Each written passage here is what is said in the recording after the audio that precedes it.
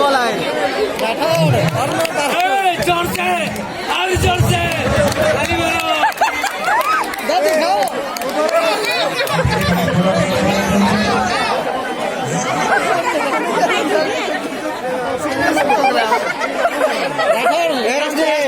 এটা মেজারমেন্ট করবে ব্যস্ত না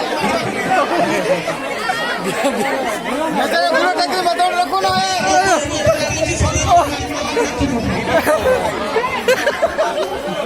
ये खाई दो